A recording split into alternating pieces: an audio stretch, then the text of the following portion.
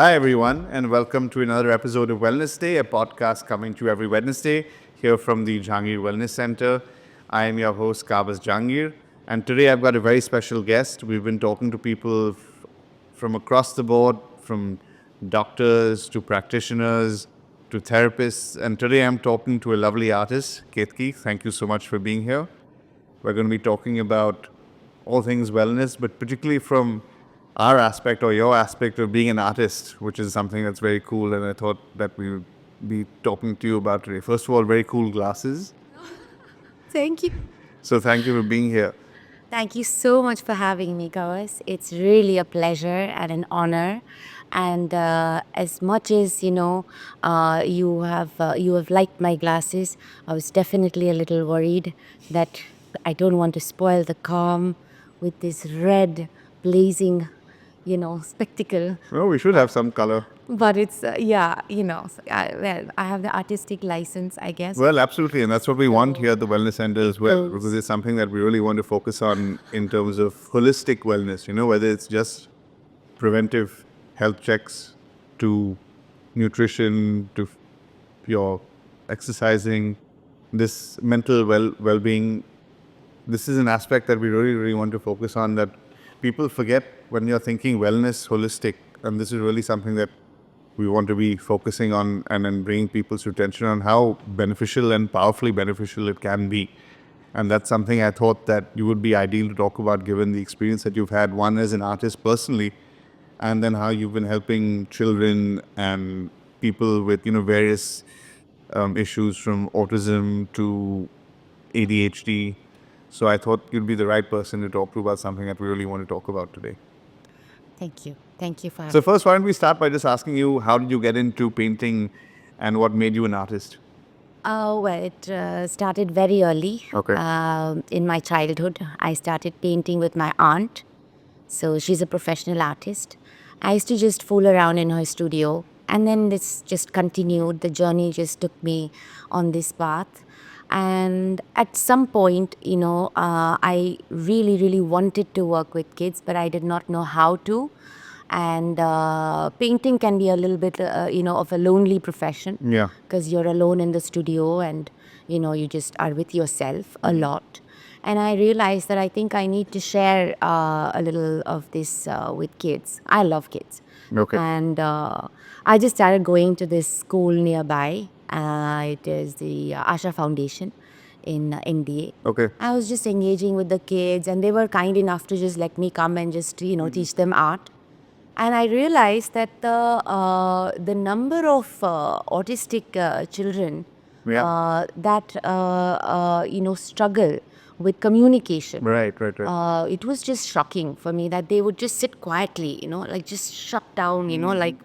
And these were typically how old children? Anywhere between 5 to about 12, 13. Okay.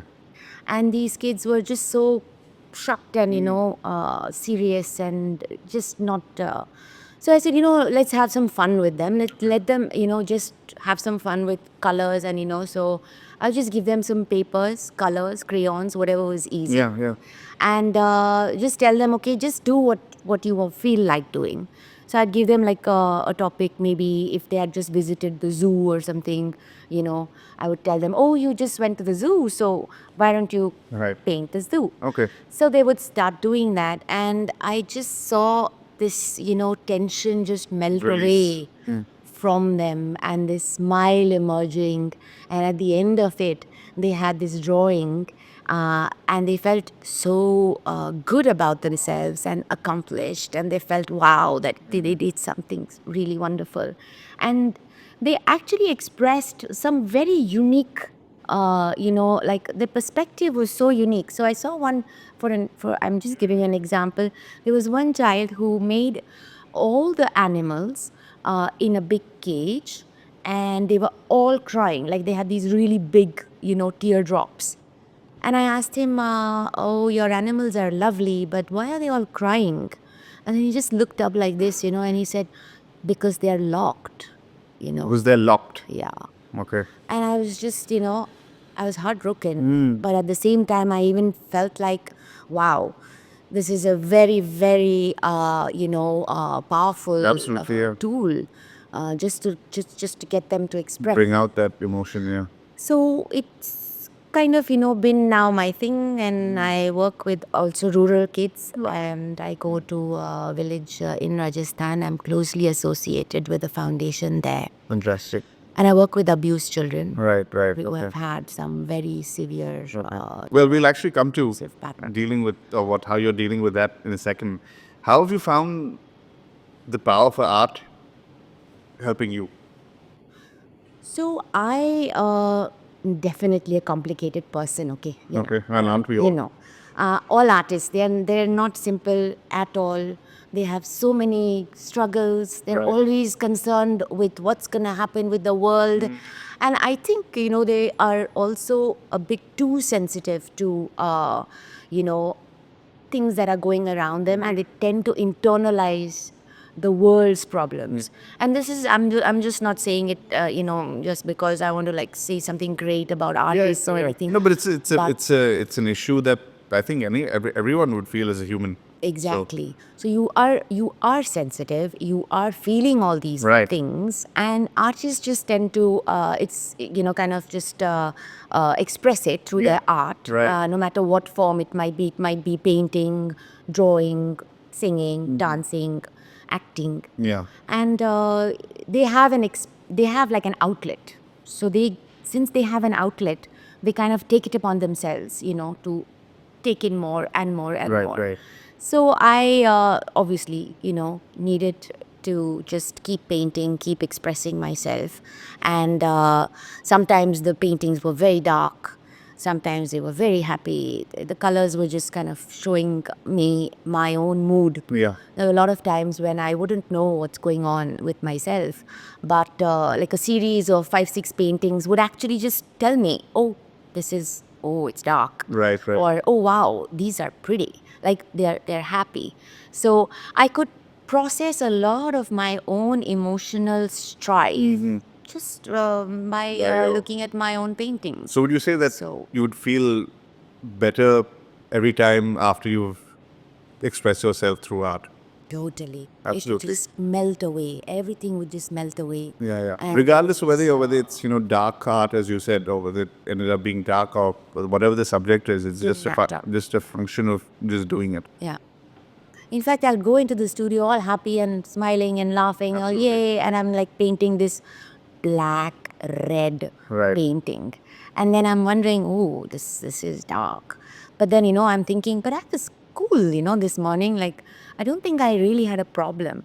But see my painting and, you don't think, that But the was point is, you still really- felt better by the end Oh, of it. yeah, totally. And I can completely relate to that from personal experience, at least from the music side, because that's how I express my creative self, I guess. But and I was talking to someone about this as well in one of our earlier episodes, is that regardless of how that session went, or regardless of how well I played, how badly I played, whether I knew what I was playing or what I didn't know what I was playing, I play the drums, and so it can be a loud expression.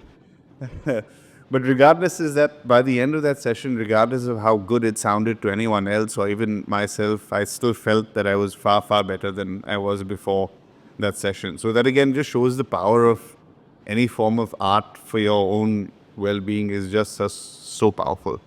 Yeah. And I think it also allows for others to then also connect with their own feelings. Absolutely, and that's what you're doing. You've realized the power of it for yourself, and then applied that to then the children that you're helping, and That, and also when people engage with your work. So when people see the artwork, my artwork, Right. there is something that stirs within them.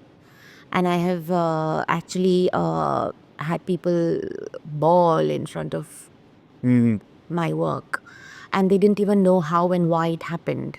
So they just said that, I don't know, I'm looking at this painting and I just want to just cry. I don't even know where it's coming from, but it's just, and that for me is, it's a big one. So and that again is a good thing. Again, it's a release it's of a release, emotion. absolutely. It's like somebody listens to one music piece and it just, you just well up. Yeah, and you don't absolutely. know why. Yeah. But it just touches you somewhere deep and something is unlocked. Yeah. And there's like a river that starts flowing and you're wondering where it came from. Or even if you get the goosebumps or whatever it is, yeah. The goosebumps, Yeah. or you just want to start dancing, you just break into a dance and it just makes you so happy.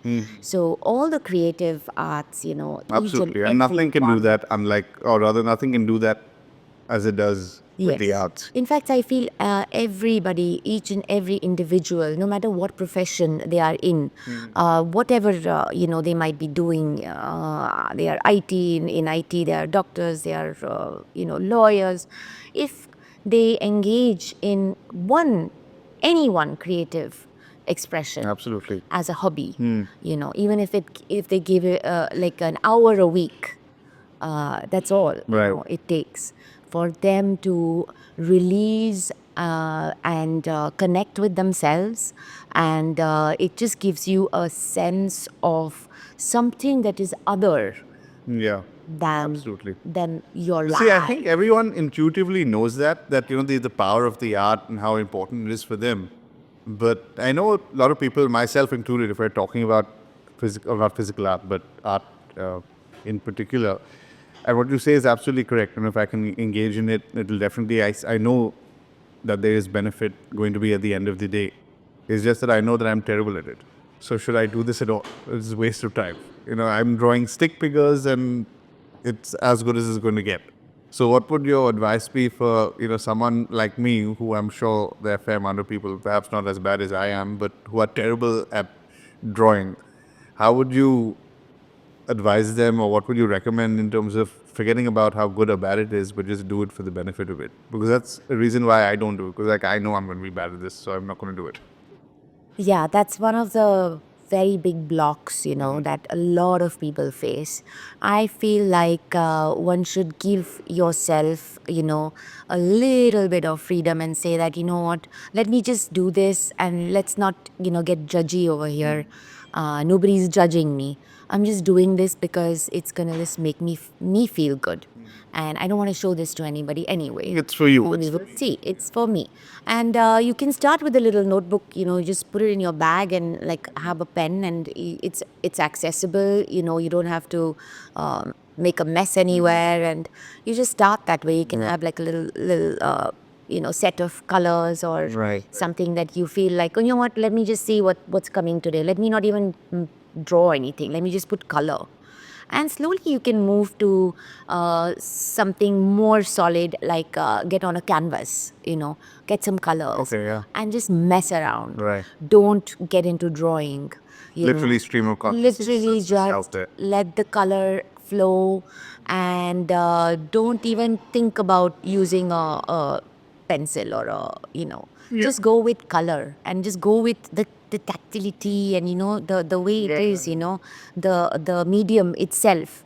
It is it's amazing how you will just understand the way your body is flowing, and you will realize that it's got nothing to do with drawing. And that's what you got out of It's the just- children that you were working with. Yes, you just give them colors and they're just flowing in it. Right. They're getting messy, they're putting their handprints, they are using some rollers and some leaves and some random things, and it's like at the end of it you might just look at it and say, oh, what a mess I've made, But just the act of making that mess, Art is whatever you make it. yeah, just the act of making it is what actually releases a hell of a lot.